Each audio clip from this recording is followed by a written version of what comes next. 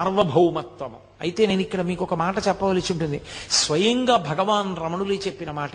అరుణాచలంలో అరుణగిరికి ప్రదక్షిణానికి మంగళవారము శ్రేష్టము, చాలా మంచిది.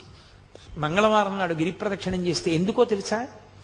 అది అగ్ని కొండ, పావకి సుబ్రహ్మణ్య తత్వం, అది సుబ్రహ్మణ్య క్షేత్రం, శివానుగ్రహం. అక్కడ మంగళవారం నాడు ఉదయం కుజహోర ఉంటుంది. కుజుని యొక్క శక్తిని తగ్గించగలిగిన వాడు సుబ్రహ్మణ్యుడు. మంగళవారం సుబ్రహ్మణ్యానుగ్రహాన్ని ప్రోధి చేస్తుంది. అందుకే మంగళవారం నాడు ప్రదక్షిణం చాలా గొప్పది. సూరి నాగమ్మ గారు ప్రతి మంగళవారం గిరి ప్రదక్షిణానికి వెళ్ళేవారు.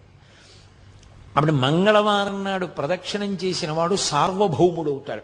సార్వభౌముడవుతాడు అన్న మాటకు అర్థం చక్రవర్తి అంటే రాజ్య పరిపాలనే అనుకోక్కర్లేదు. భక్తి సార్వభౌముడు కావచ్చు, వైరాగ్య సార్వభౌముడు కావచ్చు, జ్ఞాన సార్వభౌముడు